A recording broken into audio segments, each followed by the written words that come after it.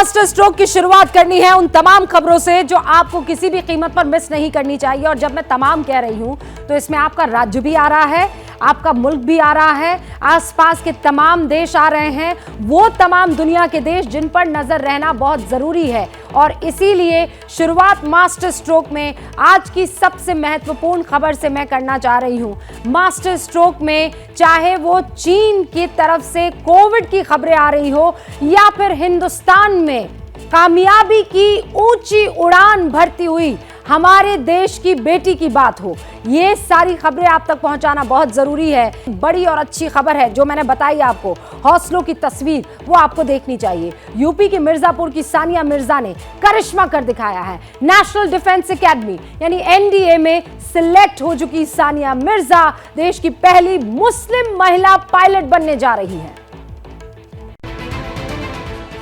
मेहनत और हौसले की उड़ान से सानिया मिर्जा ने वो मुकाम हासिल किया जिसकी राह आसान नहीं थी।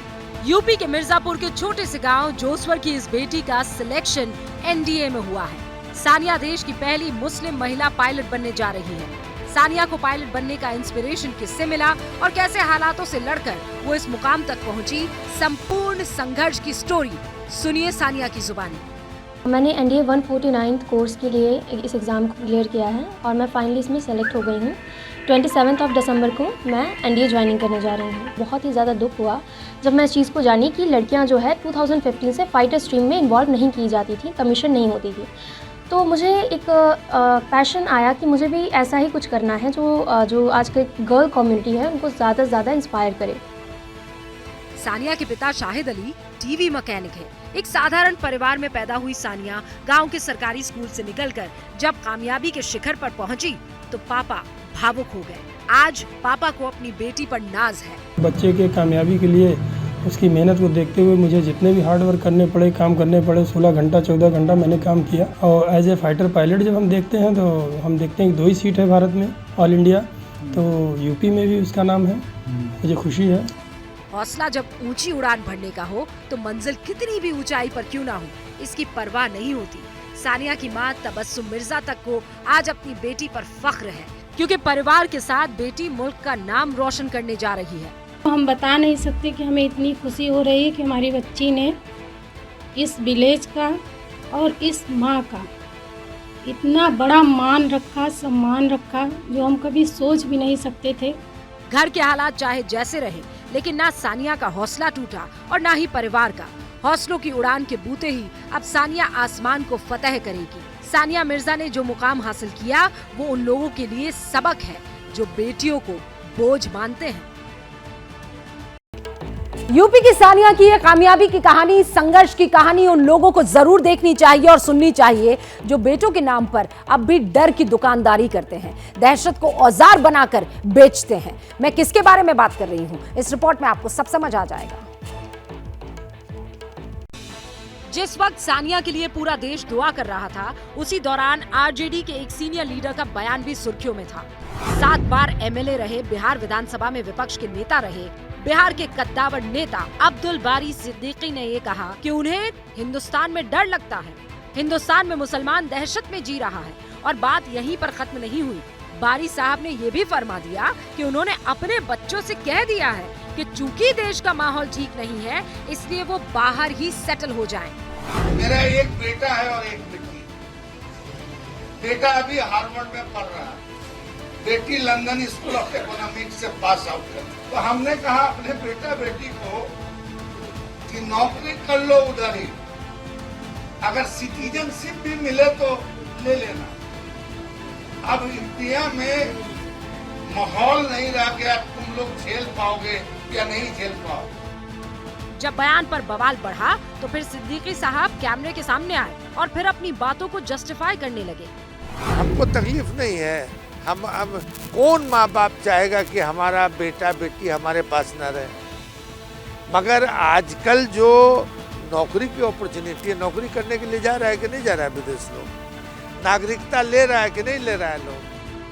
यहाँ ये बताना जरूरी हो जाता है कि अब्दुल बारी सिद्दीकी के बेटे और बेटी विदेशों में तालीम हासिल कर रहे हैं। सिद्दीकी साहब का बेटा अमेरिका के हार्वर्ड यूनिवर्सिटी में पढ़ता है, बेटी लंदन स्कूल ऑफ इकोनॉमिक्स से पास आउट है।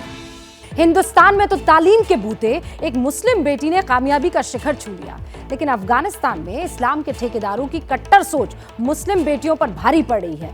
तालिबान ने यूनिवर्सिटी में बेटियों की एंट्री पर बैन कर दिया है।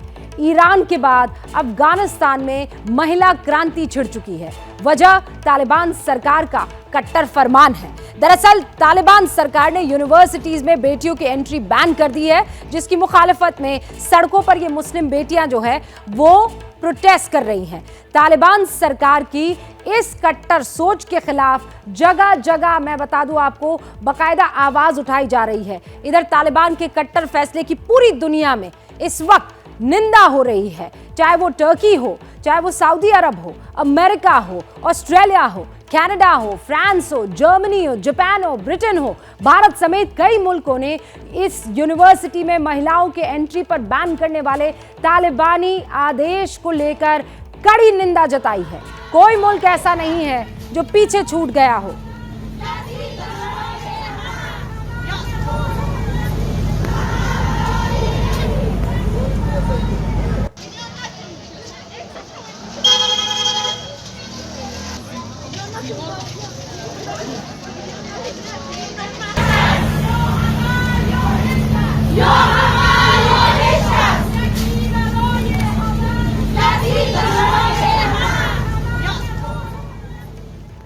आज की शुरुआत इन खबरों से करनी बहुत जरूरी थी, और इसलिए इन खबरों से करनी जरूरी थी ताकि आप हिंदुस्तान की तस्वीर को और जो मुस्लिम मुल्क अपने आप को कहता है वहां पर मुस्लिम बेटियों की तस्वीर को अलहदा करके समझ गए। बारी साहब, आज मुझे आपसे बात करनी है, और इसलिए करनी है कि आपने अपने बेटे और बेटी को जहां बाहर पढ़ने के लिए भेजा है, हिंदुस्तान के वीजा पर, हिंदुस्तान के पासपोर्ट पर भेजा है।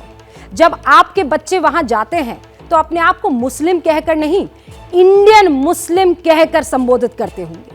और आप अपने बच्चों को वहां पर पढ़ा पाए इसलिए क्योंकि आपको इस जमीन पर एक नहीं कई मर्तबा चुना गया है।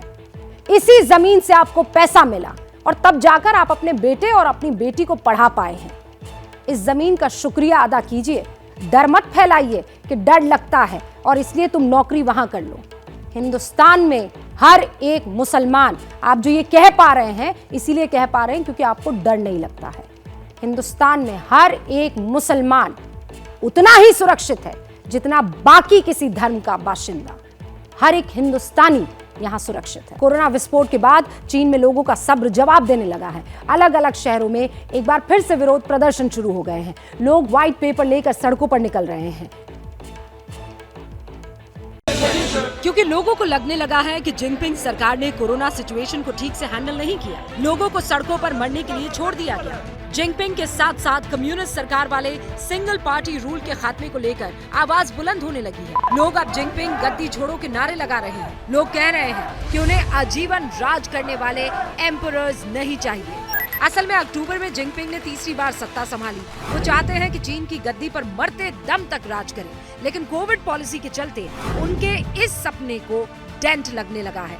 न्यूज रिपोर्ट्स कहती है कि जिनपिंग की उनकी अपनी कम्युनिस्ट पार्टी पर भी पकड़ कमजोर होने लगी है। खबरें तो ये भी है कि जिनपिंग के इस्तीफे की मांग अप्रत्याशित है और इससे तख्ता पलट भी हो सकता है।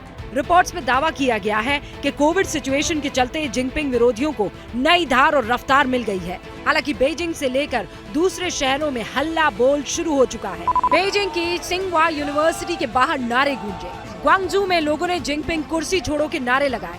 इसके साथ शंघाई, वुहान, उरुमकी और चेंगडू में भी गवर्नमेंट के खिलाफ बड़े पैमाने पर प्रोटेस्ट शुरू हो गए हैं। लेकिन इस बीच सरकार की तरफ से पहली बार रिएक्शन आया। चीन की सरकार ने माना कोविड बढ़ रहा है, लेकिन ये कह दिया कि सिचुएशन कंट्रोल में है। हमें इस तरह के हालात की पहले से आशंका थी, लेकिन अब भी सिचुएशन अंडर कंट्रोल है। हम महामारी को देखते हुए नए कोविड रिस्पांस मेजर्स अपना रहे हैं। कोरोना की बूस्टर डोज को आगे बढ़ाया जा रहा है और दूसरी दवाओं का इंतजाम किया जा रहा है। चीन सरकार का बयान ऐसे वक्त आया जब ज़ेंगजाओ में एक दिन में रिकॉर्ड 85,000 कोविड के मामले सामने आए। इस बीच यहीं पर दुनिया की सबसे बड़ी एप्पल आईफोन की फैक्ट्री कोरोना का हॉटस्पॉट बन चुकी है। खबरें हैं कि इस फैक्ट्री को भी बंद कर दिया गया है। और आप समझ लीजिए चीन से ये जो कोरोना की तस्वीरें आई है उसने गद्दी हिलाकर रख दी है शी जिनपिंग की। बीजिंग, शंघाई, हुबेई समेत 6 प्रांतों में हालात आउट ऑफ कंट्रोल इस वक्त हो चुके हैं। हालात इतने बुरे हैं कि चीन में हर 24 घंटे में 5000 लोगों की मौत हो रही है। लेकिन जिनपिंग सरकार सच कबूलने की जगह आंकड़ों की बाजीगरी में बिजी है। चीन का सरकारी डेटा कहता है कि बीते एक हफ्ते में कोरोना से सिर्फ 8 लोगों की मौत हुई है, जबकि हकीकत इसके बिल्कुल परे है। चीन से आ रही खबरों के मुताबिक 19 नवंबर से 18 दिसंबर तक चीन में 11 लाख लोगों के डेथ सर्टिफिकेट के लिए अप्लाई किया गया है। चीन सरकार भले ही कोरोना से मौत की बात छिपा रही हो, लेकिन वो डेथ सर्टिफिकेट के लिए इतनी बड़ी संख्या में दिए गए एप्लीकेशंस की बात को जस्टिफाई कैसे कर पाएगी? जगह जगह लगी लाशों की कतार और अंतिम संस्कार वाली जगहों पर चल रही वेटिंग सब कुछ बयां कर रही है। चीन में कोरोना से हालात कितने बिगड़ चुके हैं, इस पर पर्दा डालने के लिए चीन ने WHO से डेटा शेयर करना बंद कर दिया। इससे महामारी की रियल पिक्चर सामने नहीं आ पा रही और हालात की गंभीरता का सही अनुमान लगाना भी मुश्किल हो गया है। यही वजह है कि चीन के इस धोखाधड़ी को एक्सपर्ट्स पूरी दुनिया के लिए खतरनाक मान रहे हैं। अब चीन मौतों का सच छिपाने की जितनी ज्यादा कोशिश कर रहा है उतना एक्सपोज हो रहा है। कोरोना उतनी ही ज्यादा रफ्तार से चीन में लोगों की जान भी ले रहा है। चीन के तमाम शहरों में अंतिम संस्कार वाली जगहों पर वेटिंग चल रही है। ये वेटिंग टाइम भी कोई मिनट या घंटों में नहीं, दिनों में है। कोरोना का कहर टूटने के बाद बीजिंग के शमशानों में अंतिम संस्कार के लिए लोगों को 5 से 6 दिन का इंतजार करना पड़ रहा था, वो अब बढ़कर 20 दिन पहुंच गया है। लोग ये नहीं समझ पा रहे हैं कि इतने दिन तक लाशों को बचाएं कैसे, क्योंकि चीन में लाशों को रखने के लिए जगह खोजना भी एक बहुत बड़ी चुनौती है। लाशों को रखने के लिए पहले से जितनी जगह तय की गई थी सब भर चुकी है। एक तो अपनों की मौत, ऊपर से सरकार के नाकाफी इंतजाम।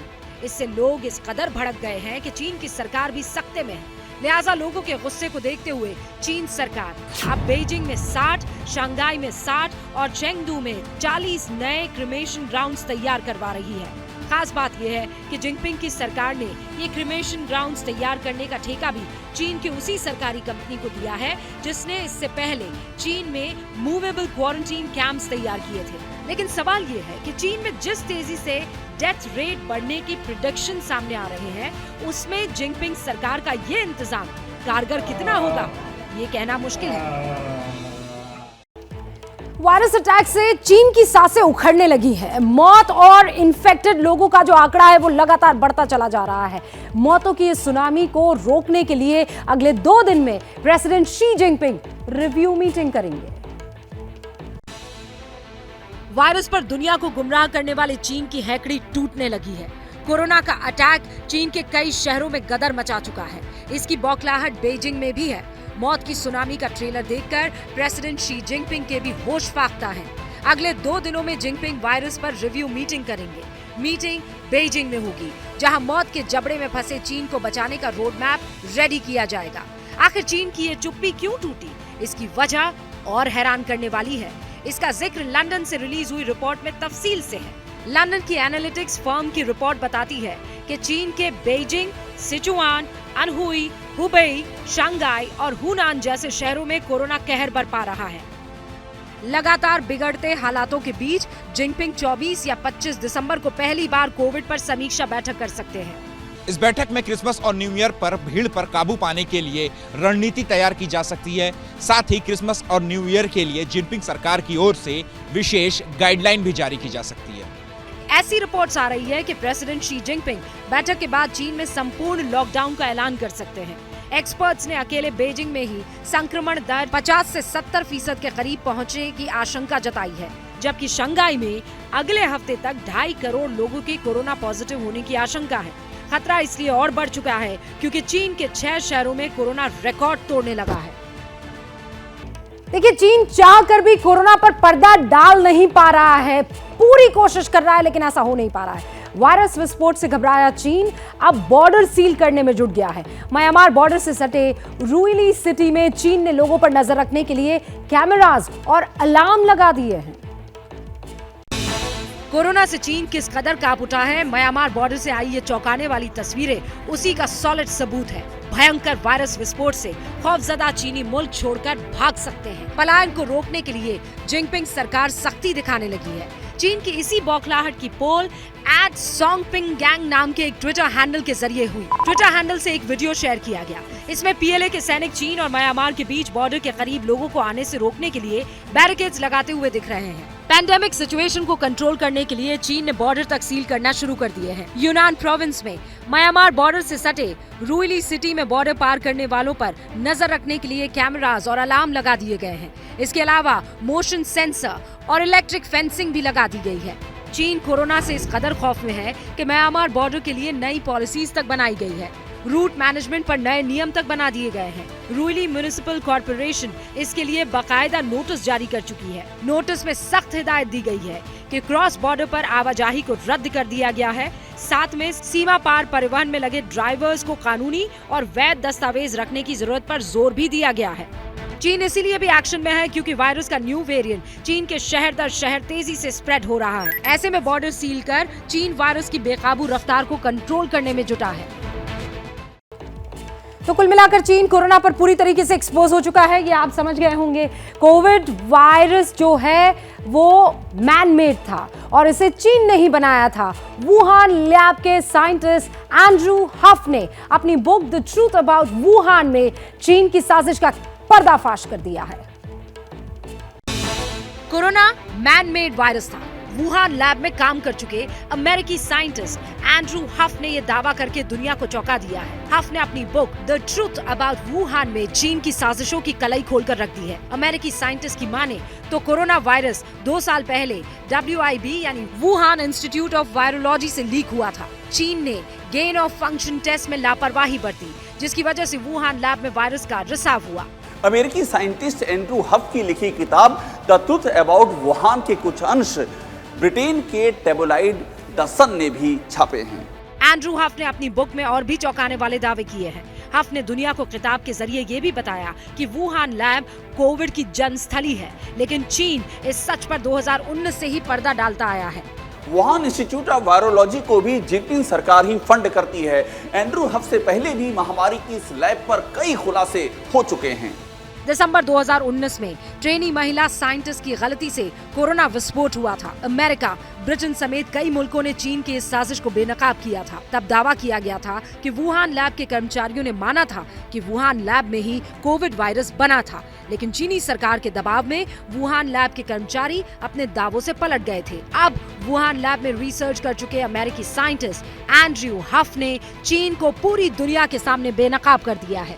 चीन पूरी कोशिश कर रहा था कि किसी तरह से इन सारी की सारी इंफॉर्मेशन को दुनिया से छुपा लिया जाए, लेकिन ऐसा हो ना सका। अस्पतालों में जगह नहीं है, डॉक्टर नहीं है, दुकानों में दवाएं नहीं है। दर्द और बुखार से राहत दिलाने वाली आइबुप्रोफेन की जो गोली भारत में 1 रुपए में बिकती है, वो चीन में 600 रुपए में बिक रही है। ये उस चीन में हो रहा है जो बीजिंग के शान और शौकत का डंका पीटता था। लेकिन कोरोना की सुनामी ने अब बीजिंग के वजूद पर संकट खड़ा कर दिया है। शहर के पूरे हेल्थ सिस्टम को घुटने पर ला दिया है। हालात बिगड़ चुके हैं और वो भी इतने कि पूर्वी चीन से सैकड़ों डॉक्टर्स और नर्सेस को बुलाकर उनकी ड्यूटी बीजिंग के अस्पतालों में लगा दी गई है। पूर्वी चीन के शेडोंग प्रांत से कम 500 डॉक्टर्स और नर्सेस को बीजिंग बुलाया गया। इनमें से 70% ऐसे थे जो इमरजेंसी और OPD में काम कर रहे थे। इसके अलावा जियांगसू में भी दर्जनों डॉक्टर को बीजिंग बुला लिया गया। हांगकांग के अखबार साउथ चाइना मॉर्निंग पोस्ट की रिपोर्ट के मुताबिक इन डॉक्टर्स को जिन जगहों से हटाया गया, वहां के हालात भी बीजिंग से बेहतर नहीं है, लेकिन जिनपिंग सरकार ने वहां के लोगों को मरने के लिए छोड़ दिया। साउथ चाइना मॉर्निंग पोस्ट ने लीक दस्तावेजों के हवाले से और भी चौंकाने वाले खुलासे किए। जैसे एक दस्तावेज में कहा गया कि पूर्वी चीन से डॉक्टरों को हटाने की खबर लीक नहीं होनी चाहिए। चीन कोरोना से निकली डरावनी तस्वीरों को छिपाना चाहता है, लेकिन सच कभी नहीं छिपता। दर्द और बुखार से राहत देने वाली आइबुप्रोफेन की जो गोली भारत में 1 रुपए में मिलती है, वो चीन में 600 रुपए में बिक रही है। इससे आप चीन के हालात का अंदाजा लगा सकते हैं। अकेला चीन परेशान नहीं है ना, जापान में कैसे परेशानी बढ़ गई है। जापान टाइम्स की रिपोर्ट के मुताबिक जापान में कोविड की 8वीं लहर आ चुकी है और ओमिक्रॉन वेरिएंट की वजह से छोटे छोटे बच्चों की वहां मौत हो रही है। जापान हेल्थ डिपार्टमेंट का डेटा बताता है कि ओमिक्रॉन की वजह से बीते 8 महीनों में 41 बच्चों की मौत हो चुकी है। गौर करने वाली बात यह है, इनमें से 15 बच्चे पहले से बीमार नहीं थे और इन 15 बच्चों में भी 4 ऐसे थे जिनकी उम्र 1 साल से कम थी। यानी ओमिक्रॉन का वेरिएंट हर उम्र के बच्चे को अपना शिकार बना रहा है। ये हाल तब है जब जापान में कोरोना की 8वीं लहर आ चुकी है। जापान में पिछले 24 घंटे में 2,06,000 से ज्यादा कोरोना के नए केसेस सामने आए हैं। 25 अगस्त के बाद कोरोना के एक साथ इतने ज्यादा मामले पहली बार दर्ज किए गए हैं। जहां तक ओमिक्रॉन का सवाल है, रिसर्चर का कहना है कि एक नई रिसर्च सामने आई है जो कि बेहद ही चौंकाने वाली है। इस रिसर्च के मुताबिक ओमिक्रॉन का BF7 वेरिएंट फेफड़े के अंदर 4 से 5 दिनों के भीतर इन्फेक्शन फैला देता है। इस नए वेरिएंट से संक्रमित होने वाला व्यक्ति महज 6 से 8 दिनों के भीतर गंभीर हालात में पहुंच रहा है। साथ ही चिंता बढ़ाने वाली बात यह भी है कि इस नए स्ट्रेन से पॉजिटिव होने का पता ही सेकेंड स्टेज में जाने के बाद चलता है।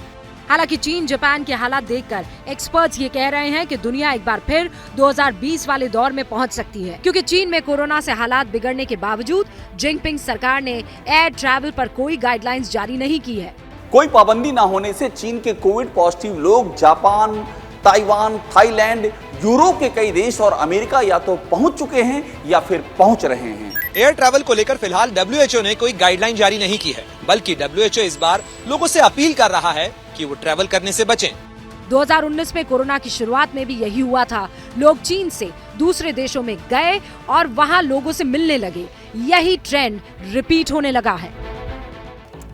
चीन में जो कुछ हो रहा है उसे देखते हुए चीन की गवर्नमेंट ने अब ये फैसला लिया है कि वो प्रोडक्शन बढ़ाएगी वैक्सीन का। लेकिन चीन के लोग ही वैक्सीन पर किसी कीमत पर भरोसा नहीं कर पा रहे हैं। खौफ उन देशों में भी है जिसने चीन की वैक्सीन पर भरोसा किया है और अपनी जनता को वैक्सीन के सामने एक्सपोज कर दिया।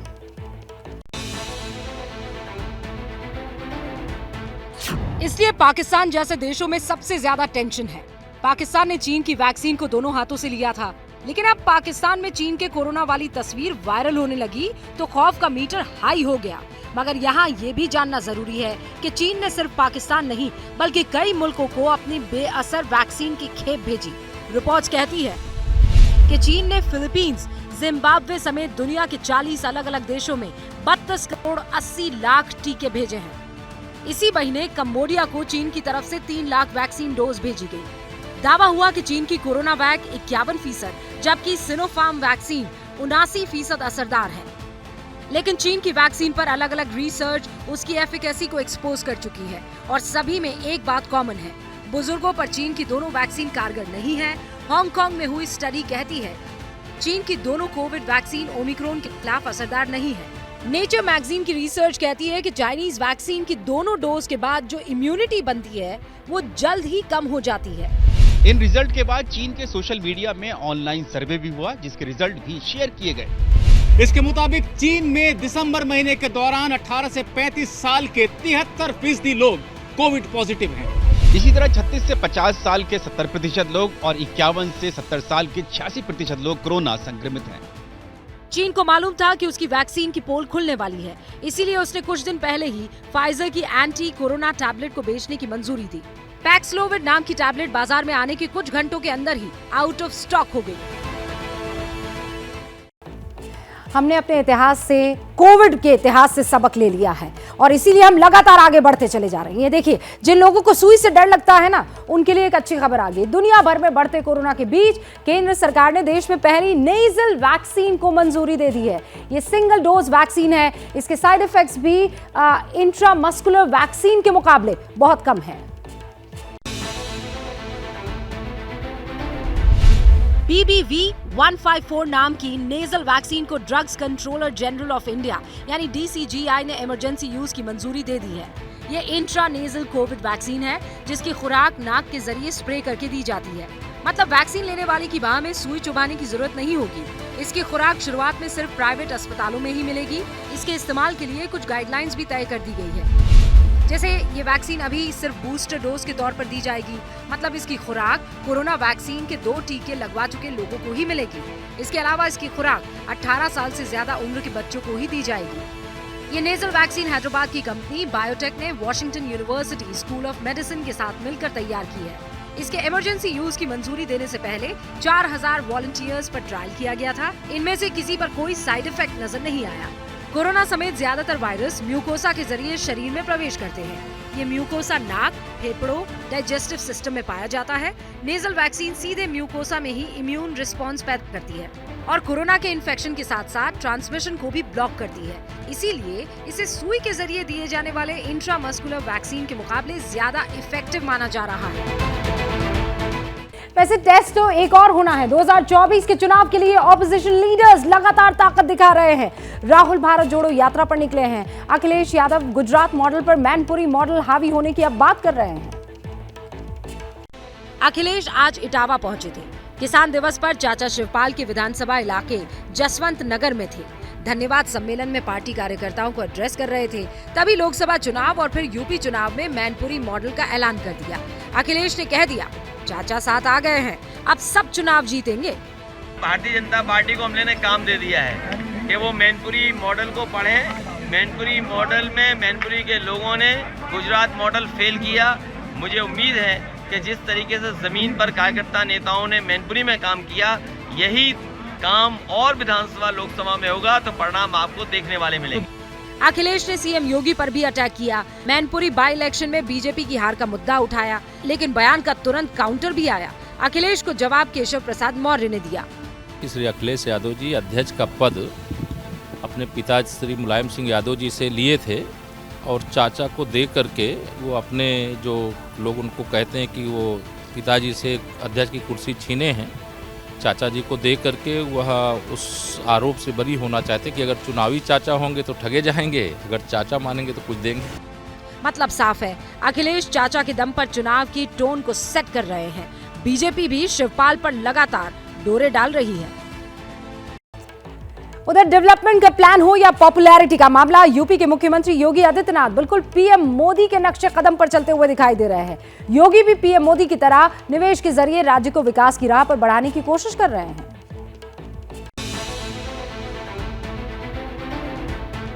सीएम योगी की 16 मंत्रियों की टीम 16 देश के 21 शहरों में इन्वेस्टर्स मीट में हिस्सा लेकर आई तो खुशखबरी भी लाई। आने वाले दिनों में ब्रिटेन और अमेरिका समेत 16 देश यूपी में 7,12,000 करोड़ का निवेश करने वाले हैं। इससे अलग अलग क्षेत्रों में करीब 7 लाख लोगों के लिए नौकरियां जनरेट होंगी। यूपी सरकार की तरफ से बताया गया है कि इस दौरे में 149 MOU साइन किए गए और अब लखनऊ में फरवरी में दूसरे हफ्ते में होने वाली यूपी ग्लोबल इन्वेस्टर्स समिट 2023 में इन पर बात आगे बढ़ेगी। निवेश के सबसे ज्यादा प्रस्ताव नोएडा, काशी, प्रयागराज और लखनऊ कानपुर के लिए मिले हैं। यूपी सरकार का कहना है कि निवेश जुटाने के लिए जितना फोकस विदेश पर है, उतना ही फोकस देश में होगा। यूपी सरकार की टीमें अलग अलग राज्यों में रोड शो करके निवेश जुटाने की कोशिश करेगी। विकास के रास्ते पर बढ़ रहे योगी सोशल मीडिया की पॉपुलैरिटी चार्ट में भी तेजी से छलांग लगा रहे हैं। सख्त एडमिनिस्ट्रेटर की इमेज वाले योगी आदित्यनाथ के फिलहाल ट्विटर पर 2 करोड़ 30 लाख से ज्यादा फॉलोअर्स हैं। योगी इनके साथ अपना विजन शेयर करते हैं। समर्थक और पार्टी के कार्यकर्ता सोशल मीडिया के जरिए उन्हें सलाह भी देते रहते हैं। दुनिया का सबसे खतरनाक सीरियल किलर चार्ल्स शोबराज, आखिरकार जेल से उसे आजादी मिल गई है। बिकिनी किलर और सर्पेंट के नाम से बदनाम शोबराज ने नेपाल की जेल में 19 साल 2 महीने काटे। इसके बाद जब वो रिहा हुआ तो उसे हवाई जहाज में बैठाकर सीधे फ्रांस भेज दिया गया और नेपाली सुप्रीम कोर्ट की शर्तों के मुताबिक वो अगले 10 साल तक नेपाल नहीं लौट सकेगा। लेकिन इससे पहले आज काठमांडू में दिन भर गहमा गहमी रही। जिस सेंट्रल जेल में शोबराज बंद था, उसके आगे लोगों की भीड़ लगी रही। जैसे ही शोबराज की रिहाई के ऑर्डर्स मिले, उसे कड़ी सुरक्षा के बीच जेल से बाहर निकाला गया और हथियार बंद गार्ड्स के साथ सीधा नेपाल के अध्यागमन विभाग यानी इमिग्रेशन डिपार्टमेंट के दफ्तर ले जाया गया।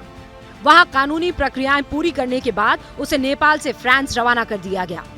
भारतीय पिता और वियतनामी मां का बेटा है चार्ल्स गुरमुख शोबराज। दोनों के अलग होने के बाद उसकी मां ने एक फ्रांसीसी सैनिक से शादी की, इसलिए अब वो फ्रांस का नागरिक है। 1970 के दशक में एशिया के अलग अलग देशों में 20 से ज्यादा मामलों में चार्ल्स शोबराज का नाम आया, लेकिन 1975 की 2 हत्याओं के मामले में नेपाल की एक अदालत ने उसे आजीवन कारावास की सजा सुनाई। इसके बाद उसे 2003 में काठमांडू के एक कसीनो से गिरफ्तार कर लिया गया था। बाद में साल 2014 में उसे कनाडा के टूरिस्ट की हत्या के मामले में उम्र कैद की सजा सुनाई गई। खास बात यह है कि नेपाल में अपने खिलाफ सुनवाई के दौरान ही उसने एक नेपाली लड़की से शादी भी कर ली थी। कायदे से शोभराज को नेपाल की जेल में 20 साल की सजा काटनी थी, लेकिन बढ़ती उम्र और खराब स्वास्थ्य की वजह से उसे जल्दी रिहा किया गया। इससे पहले शोभराज भारत में 21 साल जेल में काट चुका है।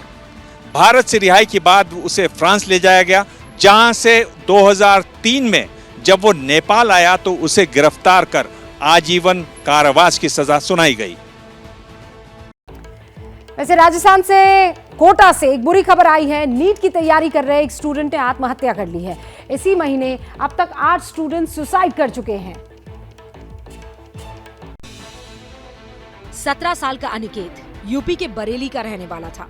कोटा के इंस्टीट्यूट में एंट्रेंस एग्जाम की तैयारी कर रहा था। डॉक्टर बनने का ख्वाब था, लेकिन खबर आई कि वो फंदे पर लटक गया। अनिकेत कोटा के इंद्र विहार में एक हॉस्टल में रह रहा था। शुक्रवार दोपहर को अनिकेत के भाई ने उसे कॉल किया, लेकिन फोन नहीं उठाया। बाद में जब वार्डन ने देखा तो अंदर अनिकेत का शव लटका हुआ था। गौर करने वाली बात यह है कि कोटा में पिछले 10 दिन के अंदर 4 बच्चों ने सुसाइड कर लिया है। इसी महीने 11 दिसंबर को 3 स्टूडेंट ने सुसाइड कर लिया था।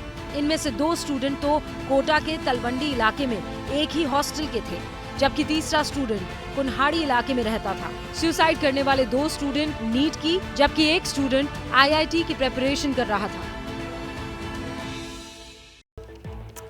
देखिए, क्रिसमस वेकेशंस, हाँ, ये वेकेशन सुपर पावर अमेरिका के लिए हमेशा खुशखबरी लेकर आते हैं, लेकिन इस बार आफत बन गई है अमेरिका के लिए। क्यों?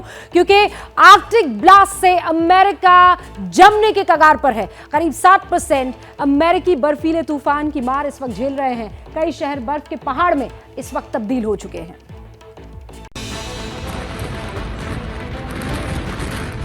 Super power America bomb cyclone के जबड़े में फंस गया है। बर्फीले तूफान से कई शहर जम चुके हैं। शिकागो और उसके आसपास के एरियाज में टेम्परेचर -13 डिग्री सेल्सियस पर पहुंच गया है। बॉम्ब साइक्लोन इस कदर कहर बरपा रहा है कि क्रिसमस से ठीक पहले 4000 से ज्यादा फ्लाइट्स कैंसिल हो चुकी है। नेशनल वेदर सर्विस की रिपोर्ट बताती है कि इस वक्त अमेरिका की 60% आबादी यानी 20 करोड़ लोग किसी न किसी विंटर वार्निंग से प्रभावित है। इनमें से 17 करोड़ 70 लाख लोगों को सर्द हवाओं से बचने की वार्निंग मिली है, जबकि 1 करोड़ 10 लाख लोगों को बर्फीली आंधी से सावधान रहने के लिए कहा गया है। करीब 6.5 करोड़ लोगों को तूफान और 5 लाख लोगों को गंभीर बर्फीले तूफान से बचने की वार्निंग मिली है। ऐसा इसलिए भी क्योंकि मिनेपोलिस और सेंट पॉल जैसे शहर बर्फ से जमने लगे हैं। शहरों में 8 इंच से ज्यादा मोटी बर्फ की चादर बिछी है। तूफान का असर कनाडा पर दिखाई देने लगा है। बॉम्ब साइक्लोन ऐसे ही अमेरिका को नहीं डरा रहा। ये तूफान कुछ ही घंटों में पावरफुल तूफान में तब्दील हो जाता है। इस दौरान तूफान का प्रेशर एकदम से गिरता है, इलाके में भारी बर्फ गिरती है और तेज हवाएं चलती है। ऐसे तूफान आमतौर पर सर्दियों के मौसम में आते हैं।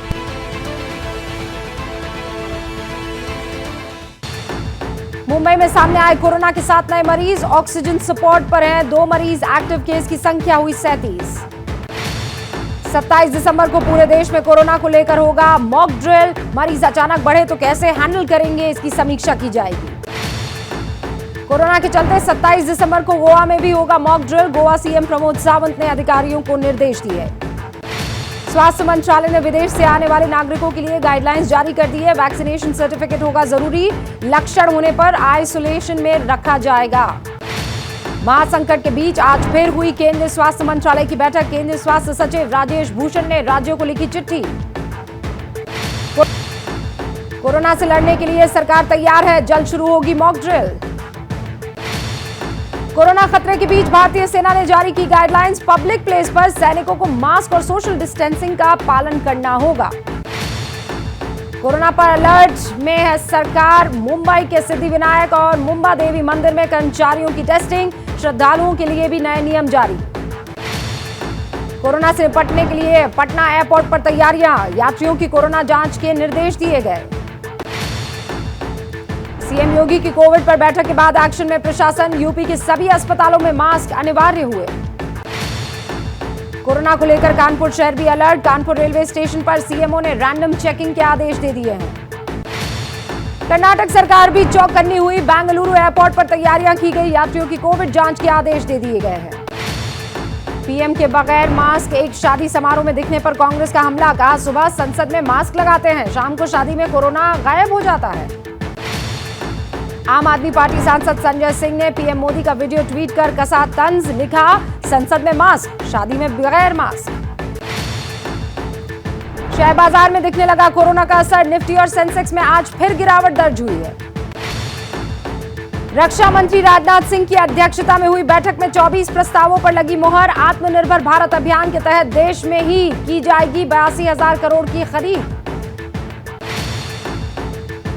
रक्षा सौदे के बाद और मजबूत हो जाएगी भारतीय सेना। कॉम्बैट व्हीकल्स, लाइट टैंक्स और माउंटेन गन सिस्टम जैसे उपकरणों से लैस होगी सेना। वायुसेना प्रमुख ने कहा लड़ाकू स्क्वाड्रन ऑफ फोर्स मल्टीप्लायर्स की कमी को प्राथमिकता के आधार पर दूर किया जाना चाहिए। एक सेमिनार को संबोधित करते हुए वीआर चौधरी ने कहा भारत तभी फूलेगा और फलेगा जब हमारी सीमाएं, हवाई क्षेत्र और तटवर्ती इलाके सुरक्षित होंगे। पीएम मोदी को लेकर पाकिस्तान के विदेश मंत्री बिलावल भुट्टो की टिप्पणी पड़ी भारी। 4 दिन के दौरे पर भारत नहीं आ पाएंगे पाक के कट्टरपंथी नेता मौलाना फजलुर रहमान। पंजाब में फिर नाकाम हुई पाकिस्तान की ड्रोन वाली साजिश। अमृतसर बॉर्डर पर सीमा पार से आए ड्रोन को बीएसएफ के जवानों ने मार गिराया। जम्मू कश्मीर के कुलगाम में एक्शन में एनआईए, टीआरएफ, लश्कर-ए-तैयबा से जुड़े संदिग्धों पर छापेमारी हो रही है। टेरर फंडिंग केस में एनआईए की बड़ी कार्रवाई। जम्मू कश्मीर में 16 जगह पर छापेमारी। एक शख्स को हिरासत में लिया गया। समय से पहले खत्म हुआ संसद का शीतकालीन सत्र। लोकसभा और राज्यसभा की कार्रवाई अनिश्चित काल के लिए स्थगित कर दी गई। दिल्ली के करीब पहुंची राहुल गांधी की भारत जोड़ो यात्रा। गुरुग्राम में राहुल की पदयात्रा। कल राजधानी दिल्ली में दाखिल होंगे राहुल। केंद्रीय मंत्री अनुराग ठाकुर ने भारत जोड़ो यात्रा को बताया जिद। कहा यात्रा में शामिल होने वाले हो रहे हैं कोविड पॉजिटिव। राहुल पर पलटवार करते हुए बोले केंद्रीय मंत्री जी किशन रेड्डी। कहा पहले अपनी पार्टी जोड़े राहुल, भारत जोड़ने के लिए पीएम मोदी हैं। बिहार में जहरीली शराब से मौत और मुआवजे की मांग पर आज भी हुआ हंगामा। बीजेपी ने संसद के बाहर किया प्रदर्शन।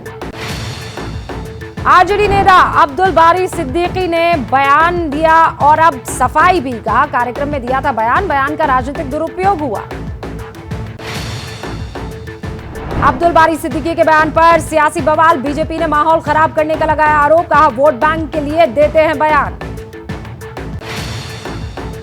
बदरुद्दीन के निशाने पर अब्दुल बारी सिद्दीकी। कहा हिंदुस्तान में सबसे ज्यादा सुरक्षित है मुसलमान। यूपी के बाहुबली मुख्तार अंसारी की 5 दिन के लिए बड़ी कस्टडी। रिमांड। मनी लॉन्ड्रिंग के केस में ईडी कर रही है पूछताछ। सिक्किम में बड़ा हादसा। नॉर्थ सिक्किम के जेमा में खाई में गिरा सेना का ट्रक। हादसे में 16 जवान शहीद। सिक्किम हादसे में मौके पर राहत और बचाव का काम किया गया। 4 घायल सैनिकों को एयरलिफ्ट कर बचाया गया। पीएम मोदी और रक्षा मंत्री राजनाथ सिंह ने सिक्किम हादसे पर जताया दुख। ट्रक का बैलेंस बिगड़ने से हुआ हादसा। यूपी के गाजियाबाद में 8 महीने से लापता महिला की मिस्ट्री को पुलिस ने सुलझा लिया है। पार्टनर ने शिमला ले जाकर जंगल में फेंक दिया था शव। उत्तराखंड के अंकिता भंडारी मर्डर केस में आरोपियों का नाको और पॉलीग्राफी टेस्ट से होगा। 3 जनवरी को होगी अगली सुनवाई। माफ कीजिए, इनकार है। श्रद्धा हत्याकांड में एफएसएल टीम ने तैयार किया आफ्ताब की नाको टेस्ट रिपोर्ट। कई खुलासे होने की उम्मीद। श्रद्धा हत्याकांड के आरोपी आफ्ताब की न्यायिक हिरासत 6 जनवरी तक बढ़ गई है। सोमवार को लिया जाएगा वॉइस सैंपल। केस को फास्ट ट्रैक में चलाने की अपील। दिल्ली दंगे के आरोपी उमर खालिद को मिली 7 दिन की अंतरिम जमानत। बहन की शादी के लिए दी गई जमानत। दिशा सालियान केस को लेकर लग रहे हैं आरोपों पर बोले आदित्य ठाकरे। कहा आरोप लगाने वालों का स्तर बेहद घटिया है। सुशांत की पूर्व मैनेजर की मौत मामले में एसआईटी जांच पर बोले सुशांत सिंह के पिता। कहा आदित्य ठाकरे का हो नाको टेस्ट। सुशांत सिंह के पिता ने पिछली सरकार पर केस की सही जांच नहीं करने का आरोप लगाया। कहा पिछली सरकार के लोग भी केस में शामिल थे। शैली ओबरॉय होंगी दिल्ली की नई मेयर, आले मोहम्मद होंगे डिप्टी मेयर, 3 महीने रहेगा कार्यकाल। केजरीवाल सरकार और एलजी में फिर बढ़ गई है तकरार। सिसोदिया ने कहा कामकाज में दखलंदाजी कर रहे हैं एलजी, अफसरों को धमकी दे रहे हैं। एलजी मनोज सिन्हा के फैसले के विरोध में कश्मीरी पंडितों का प्रदर्शन जारी है। जम्मू में बीजेपी ऑफिस के बाहर दिया धरना। आईपीएल 2023 की मिनी ऑक्शन में पंजाब किंग्स ने इंग्लैंड के सैम करन को 18 करोड़ 50 लाख में खरीदा। सैम करन आईपीएल इतिहास के सबसे महंगे खिलाड़ी बने। मिनी ऑक्शन में ऑलराउंडर की धूम। बेन स्टोक्स को चेन्नई सुपर किंग्स ने 16 करोड़ 25 लाख रुपए में खरीदा। कैमरून ग्रीन को मुंबई इंडियंस ने 17 करोड़ 50 लाख रुपए में खरीदा। आईपीएल ऑक्शन में इंडियन अनकैप्ड प्लेयर्स की भी चांदी। 6 करोड़ में बिके शिवम मावी। तेज गेंदबाज मुकेश कुमार को दिल्ली में 5.5 करोड़ रुपए में खरीदा गया। क्या मजबूरी है मेरी बताइए? मैं अभी आपको बताती हूँ कि मैंने ओए होए होए होए नमकीन के चटकारे लेते हुए टकटकी मार के डिबेट शो को पॉज रिपीट कर करके देख रहे हैं जोगिंदर जी। इनकी तरह आप भी देखें अपनी फेवरेट डिबेट्स को रिपीट कर और डाउनलोड कीजिए एबीपी लाइव ऐप अपने स्मार्ट टीवी पर।